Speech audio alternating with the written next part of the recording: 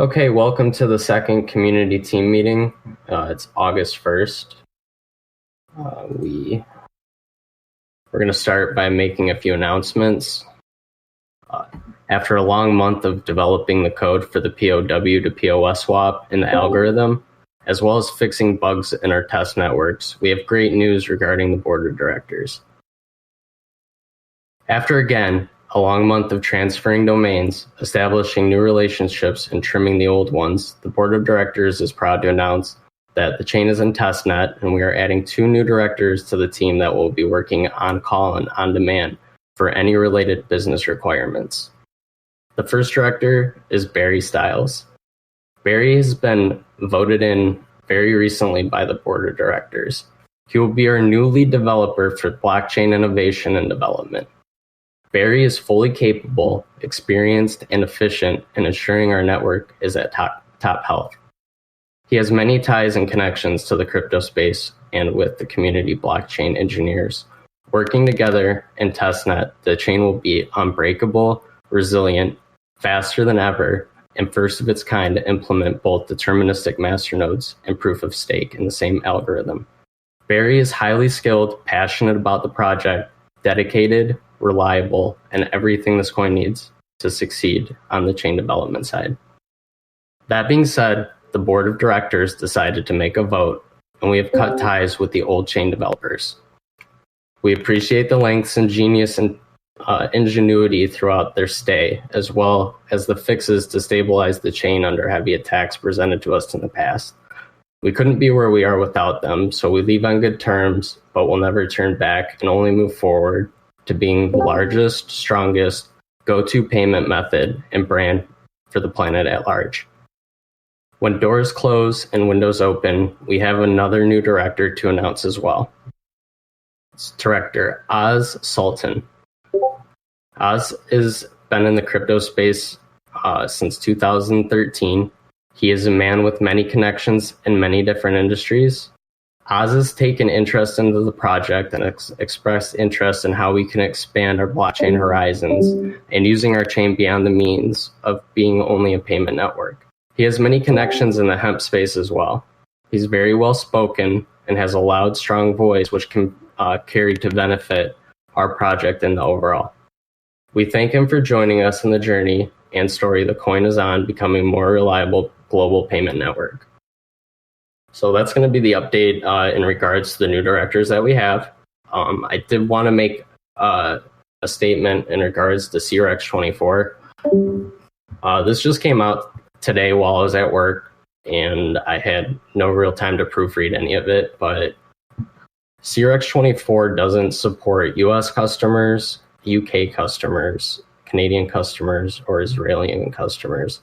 So when we have our fork, and it's not a swap, it's just a fork, when we have that happen, we won't be with them anymore. So if you have coins on CRX24 or CREX, if you call it that, now would be the time to go on the website and withdraw them.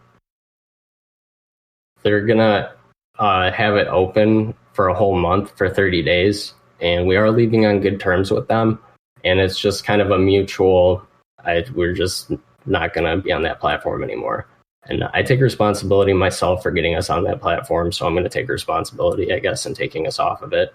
So I worked it out with them, and we decided, since we already know that we're not going to be on that platform, we're not exactly going to give a day for when the fork comes out. However, we're going to at least go on the path and say, we already know this is going to happen. Let's just take care of it now. And now you have 30 days to take your coins off that exchange if you have any on there. As far as the most recent updates, that will be it for all I have. And I'm going to pass it on to Drew. Hey guys, thank you, Prez. Yeah, a lot of important updates, important news that we want to share on to the community, up and up on what's going on. Make sure we're keeping our feet moving and grinding away at our up and coming new development for our chain. So it's really exciting. A lot of things have been moving. If you follow our development channel, Discord, you'll be able to see all the different, I say bumps, but not really bumps. It's programming, you have ups and downs. So a lot of different things that are going over in testnet. Right now, the current is solving issues that occur in testnet. But I have a full-on update written by Barry style, which I'm going to go over that a little bit with you guys, to give a little bit of the information on what's really going on right now, currently in our development stage for this POS switch from POW. So again, it's not just that. It's not just a POS switch from POW. There's a lot of other things that are being implemented, such as upgrading ourselves to the new Dash core code, which includes deterministic masternodes. So that's really the reason why development's taking a little bit. May have seen where we've talked about this code maybe on Reddit or Twitter posts or things of that such nature, where we talk about it being a world's first blockchain-based code base. And what we mean by that is there is no current code base that is based off of POS for block movement along with deterministic masternodes. Those two together has not happened so far in the blockchain space. So we will be the first to do that. So it's not something that can just have a pure clone copy or whatever to be able to see a successful reaction to those two together, to be able to easily and swiftly be able to develop that. It takes a lot of extra man hours to make sure that the things work correctly. So I'm going to start reading into this update a little bit, but where we're at, and these are from Barry's words. He's taken the Dash 0.14 base and successfully converted the consensus mechanism to stake. And what this includes is a fake stake protection. Very simple Google, you'll be able to find out what a fake stake is. There's been past blockchain networks that were not defending this to where they were able to. It's very similar. It's not similar, but it's in the same kind of category I would put as 51% attacks. POW. If we aren't POW, the attack would be a fake stake, and this is a fake stake protection all the way through. Our retargeting difficulty. A lot of people saw this in the early stages of when we were deciding what road to take the network. Even though we're going from POW to POS, there still needs to be a retargeting algorithm for the difficulty for POS.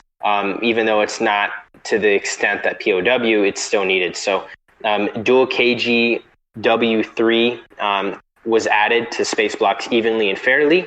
You can also look into that on Bitcoin talk forums. Google it, you'll find it. It's a lot of different coins that use that as a difficult targeting for POS. So additionally, I've set the code base up to be compatible with the current mainnet. So what we're working on with that is being able to test what we're already testing in testnet. Not only on the Dash code base, but what we have on Pack. So obviously there's different things such as, the block speed, the reward scheme and things like that. So you got to punch in all those numbers. And then also when you do an update like this, to sync up through all the blocks that we've already had, right? And people that follow Pack know of the transaction span that happened in early October 2018, where a bulk of memory was used. So the sync time through that area, it's slow. So what we're trying to do is speed that up to get through that as quick as possible. It has no issues with the chain itself once fully synced, but when you sync from block first Genesis block to now, it will stall through there a little bit. So we're trying to figure out a way to get through that without having any connecting issues. But so far, so good with that. Some of the issues that we have had, it's not a completely smooth road. There are bumps that we sort out, and we have so far. The current one right now is what I was talking about with the random issues of syncing with testnet. We're on the third rewrite. While not appearing during testnet with myself or Barry before we release it to the public, such as the syncing issues, it never has been a problem for myself or Barry. Even with a complete delete of the wallet, reinstall, it's always synced perfectly for us. It appears to affect a number of people in our testnet channel. And once we were able to acquire the data and see what was going on, we were also able to replicate those issues. So it is a real syncing issue that we discovered and we're fixing now. As of 2 nights ago, we did some testing with Dash 0.14 as blank standard, nothing Pack added, nothing such as the retargeting algo or any of that stuff added. And we found that there are a number of flaws present in the base Dash code. So that's something that it's good news for us to recognize where these problems are occurring so that we can address them directly. Last night, we were able to migrate some of the network code from Bitcoin 0.17 release into this, merge it with Dash 0.4 to be able to fix these flaws that were present, and it appeared to help testing on that. We are very optimistic for the mainnet release. Our targeted date, it's not a set date, it's a target date. When things get closer, we will make an official target date, but currently the date that we have in mind to keep us pushing forward to this is the end of August to have mainnet capable. Does not mean that it is end of August we will go live on mainnet, but that's our goal, to have everything done, and then we will start contacting exchanges and all our partners to get everyone up to date and update on what is taking the coming weeks from that point. So very close to having everything done. And this not only includes just our chain updates, but it includes a lot of other work that needs to be given credit to Barry. He's done a fantastic job.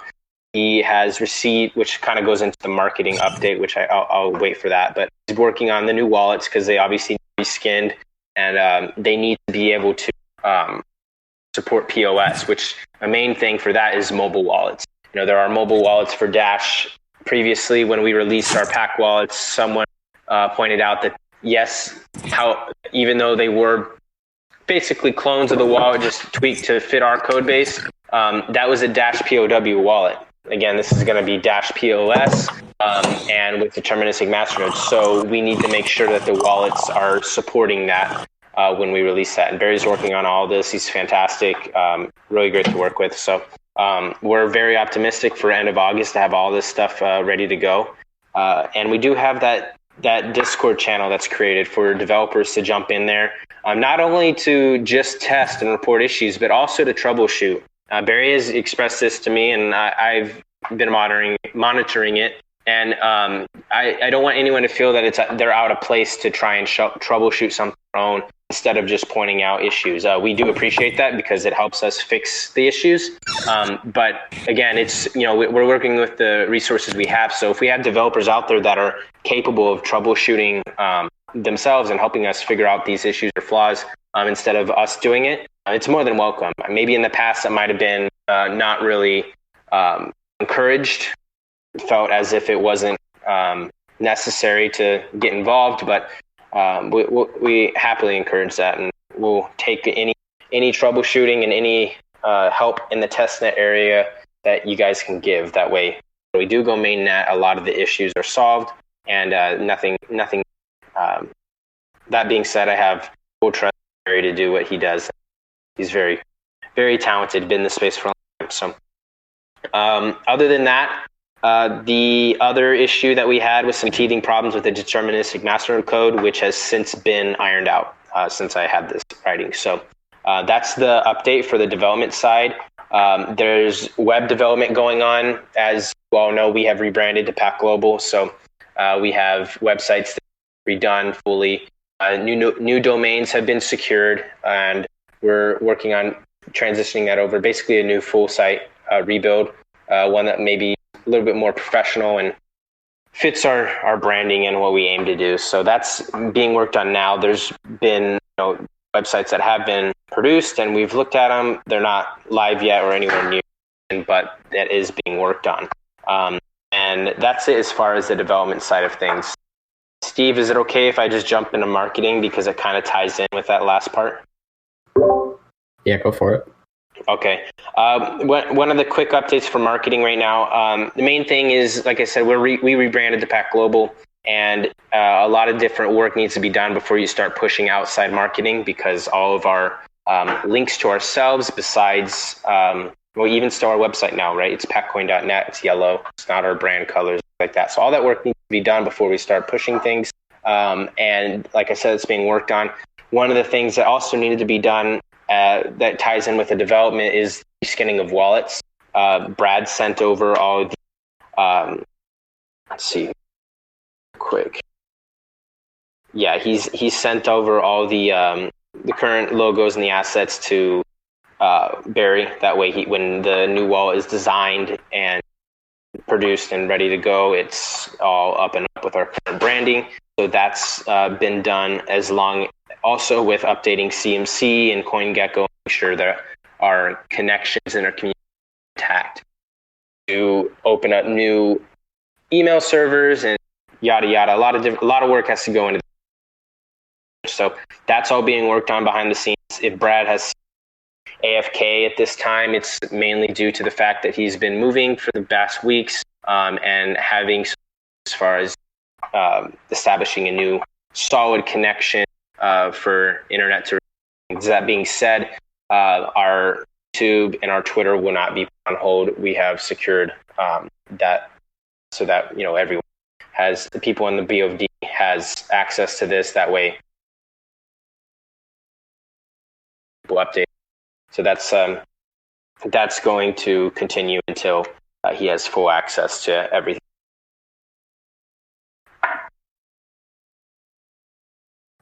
I know Robin's on the call, so Robin, you're next. If you want to get. I'm here. Can you hear me? Loud and clear. Perfect. Well, good afternoon, everyone. Thank you for taking the time to join our call today. I have a couple of interesting things that have happened since the last update. First off, PAC Venezuela got on a big broadcasting channel called La Tele Tuya. The video is being subtitled and will launch as soon as possible.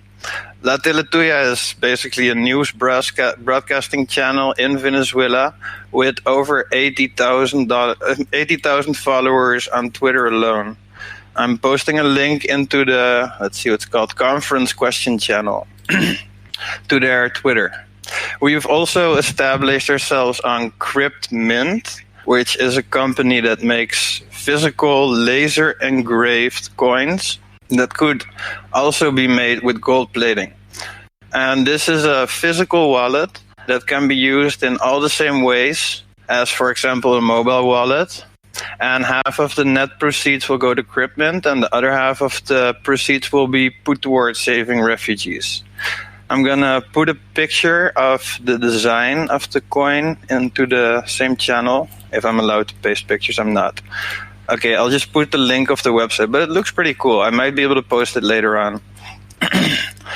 And like another awesome ongoing initiative that I touched on briefly last time is the art made by refugee children that got tokenized.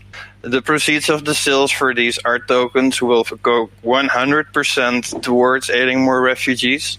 We're planning on repeating this initiative with the new logo and adding those tokens to the collection as well. You can see all of these different paintings made by the refugee children in the third link that I just put into the channel. A lot of these are actually with the old PAC logo on them, and they also have a funny title and everything. But whatever you buy from that will go directly towards aiding refugees. And I'll be starting a small campaign on that behalf as well. And lastly, I'd like to touch on a charity sustainability project, if you will, that we've been developing over the last month in regards to self-sustainable charities. And it's starting to gain traction. It's the project by Juan in like the PAC Africa project. For those of you that aren't familiar, we are setting up a project where we will clean up a polluted piece of land and plant fruit-bearing trees for those in need.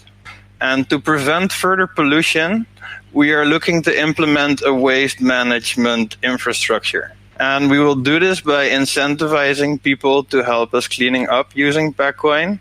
And we will also be handing out PACcoin garbage bags. Well, maybe not logoed because we don't really want to be tied to trash, but yeah, that's just that's pun intended. So yeah, we will also be handing out PACcoin garbage bags to people so that they can collect their trash and receive a bounty in return. And we've already spoken to a couple of waste collecting organizations, as well as waste processing companies that basically refine the recyclable waste into raw material. And I don't know if Juan is on the call right now. I don't see him. So yeah, essentially the project does have a couple of constraints that we have identified. For starters, we need to be very clear on the ownership of the land. It has to be available for the plans we have in mind. And another one is the government red tape, obviously, for which we have an open line with the relevant minister. Another constraint is the physical infrastructure for picking up the trash and transporting it, and also like how do you say that, separating it, and then there's all different kinds of parties involved that we're busy partnering up with and busy reaching out to that deliver such a service.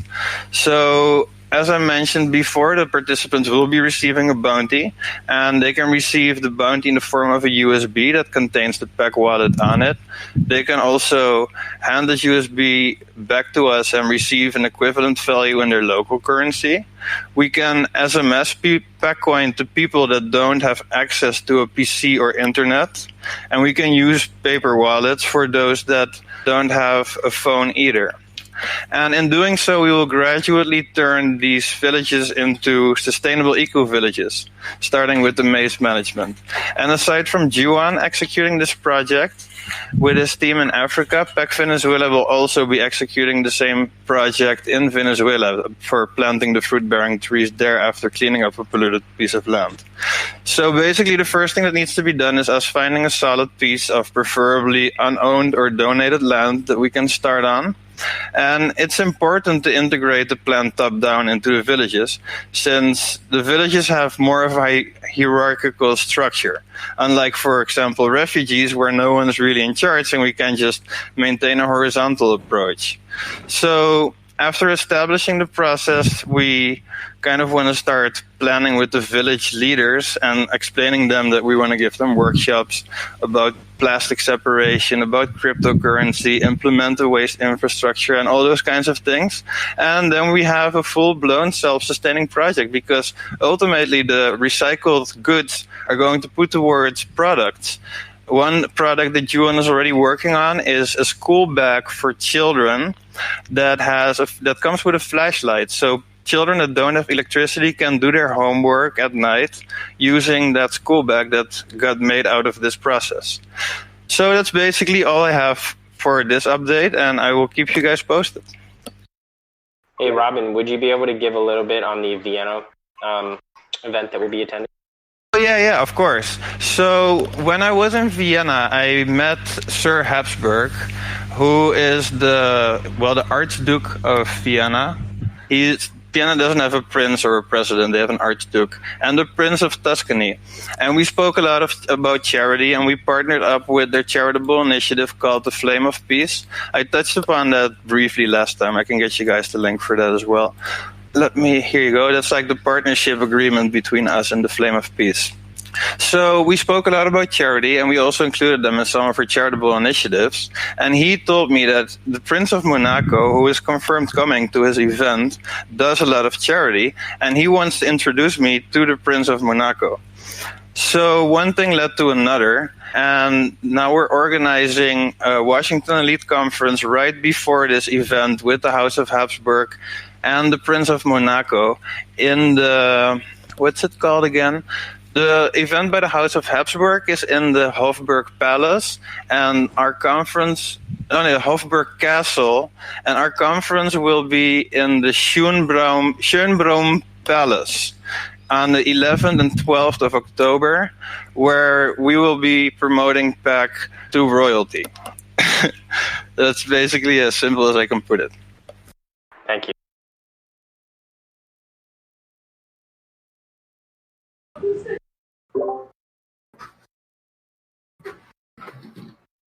That's an awesome update, Robin. Thanks for all of that. You're Thank you, man. Awesome stuff, man.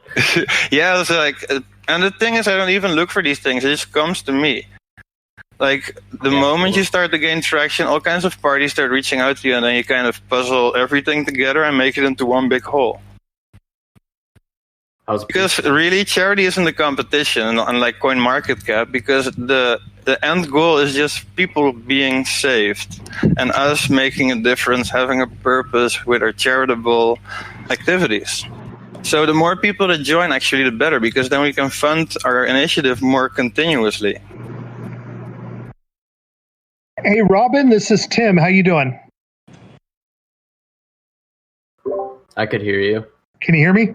Yeah, I just had a question. The conference coming up in Vienna in October, what sort of crowd size are they expecting for that event? size of the crowd the Vienna event will bring.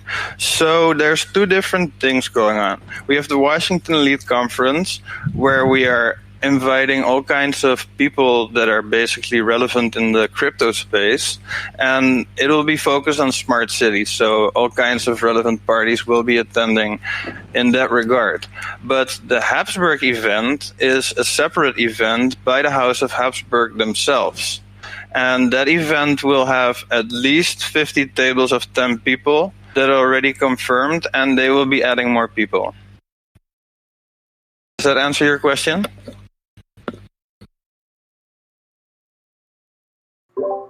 Yeah, thanks for that.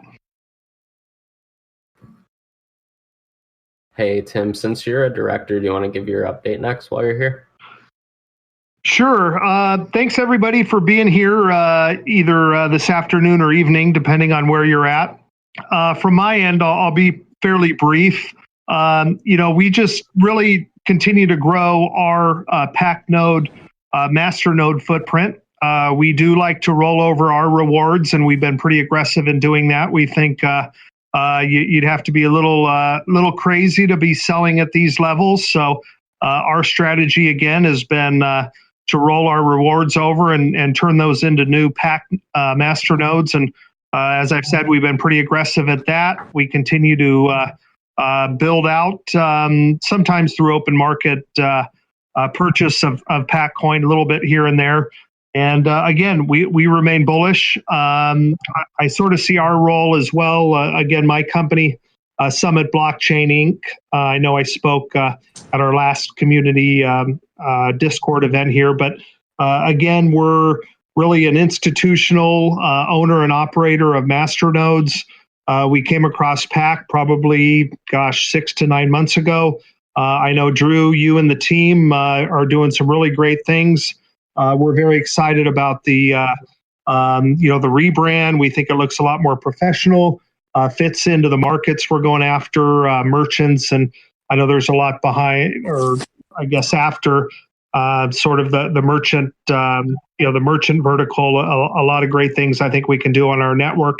And then, really from our end, we're strategizing a little bit with the team and some of the one or a couple of the directors.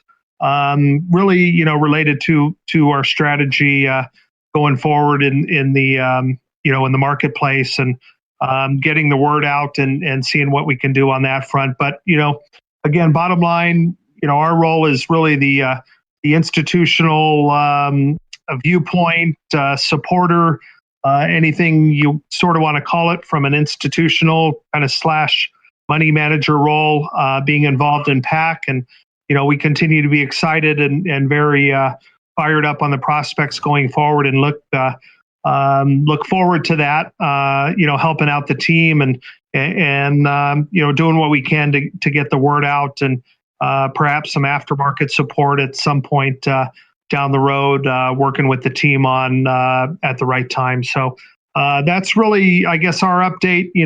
Bottom line, we continue to be real big supporters of the project, and continue to be excited about it. Well, thanks for your kind words. That was very nice. I guess we can move on to either, I guess, Michael, are you here? Hello. Yep, I can hear you. Oh, okay, great. Yep. Well, I've been working closely with Robin regarding PAC Africa and Juwan, and we have a group chat, and there are several board members in that group chat. What we're trying to do is, my role that I want to emphasize is sustainability, how to be able to have these projects sustain themselves, and whether that is through cleaning the environment, some type of work involved, either just a lot of companies nowadays, it's a new thing. It's been about for about 10 to 15 years. They have their own sustainability programs / departments / officers. And what they do is they try to see how they could better their sustainability efforts, programs, saving the earth type of thing, without getting too political about it. And they're just trying to see how they could, some companies, are going away from plastic. Like I just saw the other day, Coca-Cola, Pepsi, they don't want to contribute to the plastic lobbying industry. So saying that we're trying to make our mark in trying to clean the ocean, so to speak, and trying to remove plastics from different parts of the globe here. So we want to be able to network with people. It's a pilot program what we have with you ongoing, and we've been networking with a lot of different entities, some companies. It's in Nigeria specifically, and this is really something that's really taking off, and it's going to have a life of its own. And that's something that that I'm working closely with them. And we're just really open to other ideas, other projects. We're waiting for PAC Venezuela to launch something similar. And but we also need help, people from the community that want to step up, to be show themselves how they want to contribute, like even as a moderator. And from there, we could see how we could involve other people from different, regions, countries, because we're a global community and we need your help. We need to be able to go into your neighborhood and do something similar as well. I mean, if there's a beach that needs cleaning up, or there's something that's a dirty landfill that needs to be organizing, or you see some beach, that is just trashed. That's what, our emphasis is, that what we want to do, as PAC, to get out there to show ourselves. And I think this is cutting edge, forefront of the crypto industry. I don't think there's any other coins that, really want to or are doing this. We have our own charity department, our own compliance. And this is something that should get a lot of eyes open, what's happening. And we just expect great things what's happening. It's that's all I have to say, Prez. I mean, I could take any questions, or anybody could DM me for any, type of anything. Yeah, I'm here all the time. Thanks, Prez, and I'll submit back to you. Great. Thanks for the update, Michael. The next person to give an update is going to be Oz. Would you adjust in that? Sure. Hey, hello everyone. Thanks for actually having me on, and I'm absolutely delighted to be joining the PAC team. A couple of things that I just wanted to kind of chat through. I've been doing a bunch of work nationally, advising on some of the national blockchain strategy, and I'm kind of using some of what are the lessons learned are going to be coming out of PAC for what we could look at for more along the lines of not just philanthropic giving, but potentially going into the 2020s, what could fix or augment some of the broken systems that we've got in the U.S. for, not just tithing, but really the giving and distribution of entitlements. One of the things I've been talking to Robin about is, I think everyone's aware of the fact that we've got a massive immigration problem at the border right now. And with a lot of what's going on with the cartels south inside of the Northern Triangle, which is Honduras, Guatemala, and Ecuador, this is just getting more and more pronounced.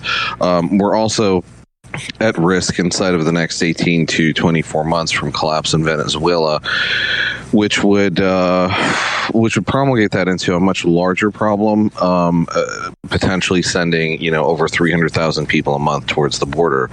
So towards that end, I've been having some conversations with folks that have tested programs and actually built cities in other countries, and seeing what could be done as far as proposing a strategy to the U.S. government and how we could utilize something like PACcoin inside of there. So I'm going to give you a scenario we're proposing right now, and we'll continue to update you on the progress that we make with it. I'm not sure if any of you have seen Charlie Wilson's War, which was a movie that had Julia Roberts in it. The reason I'm mentioning that is the character that Julia Roberts played is a woman named Joanne King Herring. So I've been working with Joanne down in Texas for the better part of the last year on trying to figure out, is there a better way to address migration outside of, just allowing everyone in, because there isn't enough money to pay for all this stuff. And what we kind of came up with was kind of interesting, and it's got a very cool use case for PACcoin. So there's a city called Khairabad, and if you Google my name, or I could, and the words U.S. Army, there's an article that'll come up that I just published in the Cyber Defense Review, but I can also pop it into the general thread. There's a case study inside of there, and inside of the blockchain case studies that I gave after we went through a bunch of terror threats.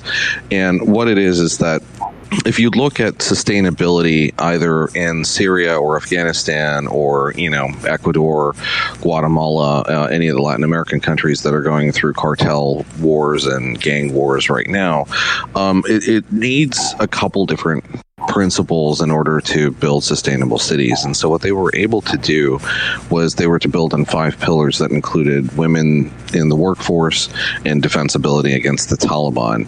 And over the course of 5 years, that became something that started out with like 500 people and is now a city of 40,000 people and thriving and bustling and has a variety of businesses. The two things that they don't have is a significant identity solution and a simple way for payments to be made that do not leverage cash.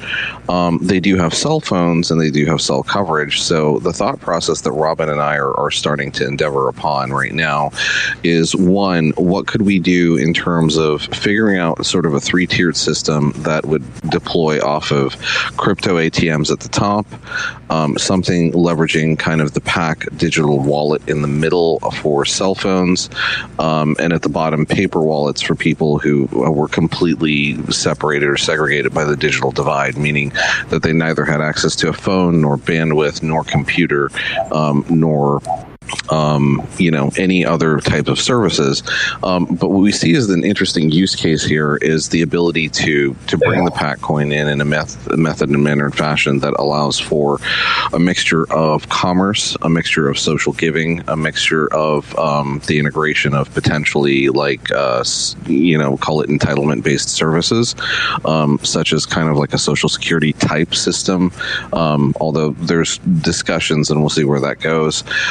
And then really kind of lastly beyond this is the fact that you could register people for an identity solution, and that identity solution could be built off of PAC, leveraging the Dash backend, and we could have something that also allows for the transfer in between PAC and Dash, which would allow for inter-country commerce across borders from, say, Afghanistan into Pakistan and China and India.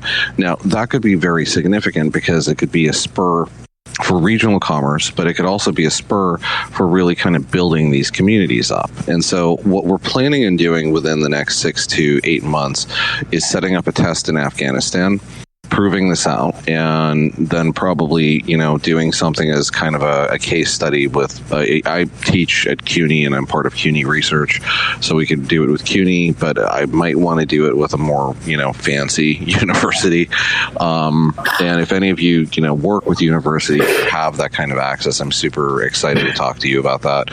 But I think that could be kind of the first cool use case. And then the second use case that we're thinking about is how we could prove that and take that to Central America and partner that with Joanne's plan and maybe have a longer term solution for migrants, for stopping sex trafficking, for stopping some of the human trafficking, and really putting currency in the hands of people who are completely downtrodden, because that's really one of the bigger problems that you see. We saw this in Syria. I've done a ton of work against ISIS, and we've seen the challenges that are over there with internally displaced people. And now we're seeing these same exact problems, except in Latin America and a number of other places around the world. So what we're thinking, and talking with Drew, is if this were to work the way I think it will work and the way that Robin thinks it'll work, this could be a really awesome solution that we could use to bring crypto, the blockchain, and private industry solutions to solve these really, really, really big global societal problems that are going to plague us well into the 2020s. And I'm open to any questions. Next up, I just saw Line Killers here. Are you here? Can you hear me? I am. Okay. Well, can you give an update if you'd like? Absolutely. I'm not sure if this has been discussed yet, but from my end, this strategy desk here for us orientation, we're getting taken lead here on kind of the business side and compliance type things. Been working with Sean, and so far we've I'm sure everybody knows we've been able to secure our actual entity here in the U.S. and recently we've secured our first trademark to protect PackCoin, the moniker itself for PackCoin. Even though we are Pack Global, that is just an entity name. We still want to protect kind of the various uses of the name and iterations. So I will be firing off a few more trademarks here this month in August. We're looking to get maybe about 5 to 6 trademarks. Build up our IP file and value there. So we're going to be doing that and working a lot of things. Robin will have an announcement on the Vienna conference, I'm sure, and things like that. So exciting times. We're glad to have and congrats to everybody who's been contributing on the dev side. I think our new code update is spectacular, and this is all these things have been very important. So it's going to be a great month for us, and heading into the fall, I believe this is going to be a lot of good times ahead for us. We're just about through a lot of the cleanup overall as a project. I'm sure everybody in the community knows we had no shortage of kind of prior issues to deal with, and it's not always easy to set your agenda while dealing with previous issues. So we've kind of had to do two things at the same time here, and hopefully the community seeing all the progress being made. And this is just the beginning of a lot of things. So thanks, Prez. Thanks for your update. It was a good one. I appreciate your time. Jay, I think I just saw Jay come in, or Digita, if either of you. I know Digita's been here longer. I'll give him an opportunity if he wants to give a update first. But as far as on the front of expansion and getting into daily use cases and things of nature, I have a conference type deal coming up here on the 24th of this month with Johnny Litecoin. It'll be in New Haven, Connecticut. I'm going to look to do a similar type deal as we did last time to get out hopefully we'll have the wallet or some sort of wallet ready to go, but I know the new code won't be ready and all those things. But last time I used paper wallets, which worked out really well to hand out pack, and then able to use that as a promotional tool to get free drinks and free food at the event. So I'm going to look into doing something like that. Obviously it's something that I'll sponsor myself to take care of. And then continuing further, just looking to do a couple different things right now with Johnny as well. As far as crypto ATMs and looking to get Pack Global on there after we get ourselves situated with the new code as well. And I'm going to be installing a couple myself. So just a few little things that have been going on. And for this chat purpose right now, that's probably all I could share. Okay, as far as things that I've been working on. But, a lot of exciting things going on, a lot of hard work. I've been touching base as well and jumping in on the testnet, which has been operating really well. Barry's doing a fantastic job, as well as everybody that's contributing and running nodes and doing all the little things that need to be done to make sure that our code is running great. So I'm really happy with the work there, and everybody just keep up the good work. Let's keep pushing forward. Big things ahead. Let's stay focused, and let's get it done, guys. I haven't given an update, so I guess I'll give my update. My update is social media. I've got a couple people making stuff for the new logo. We've Pegatron and Crypto Cuba said he's going to make some stuff again. We also got Twitter advertising on my account set up. So there's like promotion mode on it. I guess it helps. It tries to display that it helps if you look at the stats. And we also have the promotional accounts running again. We have 5 or 6 on Twitter posting 200 posts a day with the logo and like tags. I've been running my account. I've been posting every day at least. So my like Twitter rampage is kind of going up again. So you have to like start it back up from scratch, I guess, sometimes, because I wasn't on it as often. So now I got to ramp it back up, and then you'll see some greater statistics and like 83,000 views. So, but these follow accounts, as people may have called them, they generate at least, well, I wouldn't say at least, but last year when we were doing it, it was 10 million Twitter views every month. And that was with those accounts alone. And then my accounts were running pretty hard. So I also added in the official Discord, if you have a mobile wallet and you're having issues with coins, like if they're stuck or if you have like the iPhone app, there's a guide that I actually posted in support. And it's on the very top. It's Mobile Recovery Guide. And it explains how to put your seed in an Electrum wallet and recover your coins that way. And there's easy download links for whichever service you're using. So if you're using Windows, you can download it, or a Mac, etc. And they're all the Electrum wallet.